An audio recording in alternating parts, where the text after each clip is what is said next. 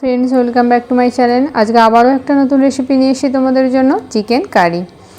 500 গ্রামের মতো আমি চিকেন নিয়েছি। আমার 1 চামচ, আমার আন্দাজ মতো, আমার স্বাদ মতো আমি নুন দিলাম। এবার এর মধ্যে আমি অ্যাড করে দেবো হলুদ গুঁড়ো, তারপরে অ্যাড করব আমি জিরে গুঁড়ো, তারপরে এর মধ্যে অ্যাড করলাম ধনে গুঁড়ো। এবার একটু আমি সরষের তেল অ্যাড করব। ওকে, এবার এর মধ্যে আমি পেঁয়াজ বাটা একটু অ্যাড করে ভালোভাবে মিক্স করে নেব। ওকে, দেখো ফ্রেন্ডস, পেঁয়াজ বাটা অ্যাড করে নিলাম, একটা ছোট পেঁয়াজ বাটা অ্যাড করে নিয়েছি। ওকে, এবার ভালো করে এটাকে ম্যারিনেট করে নেব আমি। হ্যালো ফ্রেন্ডস, এবার দেখো একটুখানি দই ফেটিয়ে রেখেছিলাম, ওই হাফ বাটির মতো দই, বেশি দই দেব না এখানে, চিকেনটাও কম আছে তো। একদম নতুন পদ্ধতিতে চিকেন কারি। প্লিজ এভাবে একবার বাড়িতে ট্রাই করো আর কমেন্ট করে জানিও কেমন হলো। লাইক শেয়ার করতে কিন্তু ভুলো না। দেখো ম্যারিনেট হয়ে গেছে খুব সুন্দর। এবার আমি এটাকে চাপা দিয়ে রেখে দেবো 10 মিনিট। ওকে, হ্যালো ফ্রেন্ডস, দেখো 10 মিনিট আমার হয়ে গেছে। এবার এর মধ্যে অ্যাড করলাম একটু গোলমরিচ গুঁড়ো। গোলমরিচটাকেও চিকেনের সাথে ভালোভাবে মিক্স করে নেব। ওকে, হ্যালো ফ্রেন্ডস, দেখো এখানে আমি নিয়েছি টমেটো কুচি 2টো, আর 3টে পেঁয়াজ কুচি নিয়েছি, আর 4টে চেরা কাঁচা লঙ্কা, আদা বাটা, রসুন বাটা আর ধনেপাতা কুচি। ওকে, দেখো ফ্রেন্ডস, এখানে আমি একটা বাটি নিয়েছি, বাটির মধ্যে একটু হলুদ গুঁড়ো আর একটু লঙ্কা গুঁড়ো, আর এখানে চিকেন কারি করছি তাই আমি এবার এখানে কাশ্মীরি লঙ্কা একটু ইউজ করব। বেশি ইউজ করব না, অল্প পরিমাণে দিয়ে ভালো করে জল দিয়ে আমি এটার একটা ব্যাটার তৈরি করে নেব।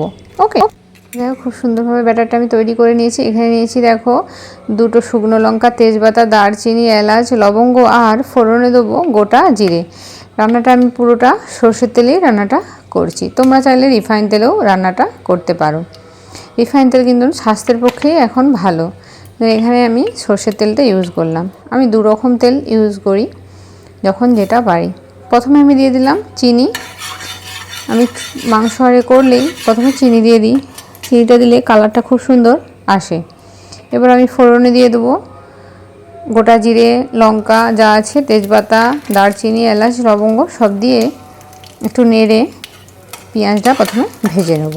ওকে, ফ্রেন্ডস, দেখো পেঁয়াজটা আমি দিয়ে দিচ্ছি। হ্যালো ফ্রেন্ডস, দেখো খুব সুন্দরভাবে আমি পেঁয়াজগুলো দিয়ে ভালোভাবে নেড়ে নিচ্ছি। এটাকে একটু লাল করে আমি ভেজে নেব। ওকে, দেখো ফ্রেন্ডস, খুব সুন্দরভাবে ভাজা হয়ে যেতে আমি প্রথমে দিয়ে দিলাম রসুন বাটাটা। রসুন বাটা আমি রান্নার সবেতেই আমি রসুন বাটাটা প্রথমে ভেজে নিই। ওকে, কারণ আদার থেকে রসুনটা একটু ভাজতে বেশি সময় লাগে। ওকে, ফ্রেন্ডস, দেখো রসুনটা আমার খুব সুন্দরভাবে ভাজা হয়ে গেছে আর পেঁয়াজের সাথে মিক্সও হয়ে গেছে। এবার আমি দিয়ে দিলাম আদা বাটা। আদাটাকেও খুব সুন্দরভাবে আমি এবার ভেজে নেব। ওকে, খুব সুন্দরভাবে ভাজা হয়ে যেতে তেলও ছেড়ে দিয়েছে। এবার আমি দিয়ে দিলাম টমেটো কুচি। টমেটোটা 2টোই দিলাম গ্রেভিটা হওয়ার জন্য। ওকে, এবার এর মধ্যে আমি একটু দিয়ে দেবো নুনটা দিলে টমেটোটা তাড়াতাড়ি গলে যায়। ওকে, আমি সব ভিডিওতেই বলি, তোমরা নিশ্চয়ই জানো। ওকে, আর কিছু বলার নেই আমার। ফ্রেন্ডস, দেখো এবার যে আমি মশলার ব্যাটারটা তৈরি করে রেখেছিলাম সেটা আমি দিয়ে দিলাম। এবার ভালোভাবে আমি নেড়ে নেবো একটু। ওকে, হ্যালো ফ্রেন্ডস, দেখো এবার যে আমি 4টে কাঁচা লঙ্কা চেরা রেখেছিলাম সেটা আমি দিয়ে দিলাম। খুব সুন্দরভাবে মশলাটা এবার কষিয়ে নেব।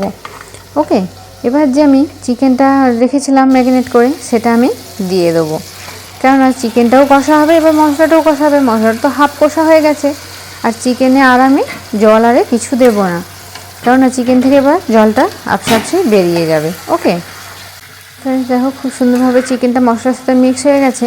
এবার উপর থেকে আমি ছড়িয়ে দেবো কুচানো ধনেপাতা অল্প পরিমাণে। ওকে, হ্যালো ফ্রেন্ডস, দেখো আমি কুচানো একটু ধনেপাতা ছড়িয়ে দিলাম প্রথমে। এবার এটাকে ভালো করে মিক্স করে চাপা দিয়ে দেবো। প্লিজ এভাবে একবার বাড়িতে রান্না করো। 10-15 মিনিট লাগবে চিকেনটা রান্না করতে। আর কমেন্ট করে জানিও কেমন লাগলো।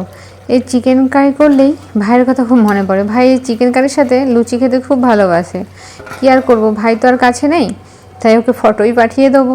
দেখো 10 মিনিট আমি চাপা দিয়ে রেখে দিলাম। ওকে, হ্যালো ফ্রেন্ডস, দেখো খুব সুন্দরভাবে কিন্তু কষানো হয়ে যাচ্ছে, পুরোটা হয়নি, তবু আমি ঢাকনাটা খুলে দেখলাম। আর আমি চাপা দেবো না, আরও আমি 5-7 মিনিট ভালো করে কষিয়ে নেবো। যতক্ষণ না মাংসটা থেকে তেল ছাড়ে ততক্ষণ তো কষানো হচ্ছে না। দেখো এবার খুব সুন্দরভাবে কষানো হয়ে গেছে, 5-7 মিনিট আমি কষিয়ে নিয়েছি। দেখো মাংসটা থেকে তেলও ছেড়ে দিয়েছে খুব সুন্দরভাবে। ওকে, তো ফ্রেন্ডস দেখো রান্নাটা আমার কমপ্লিট হয়ে গেল।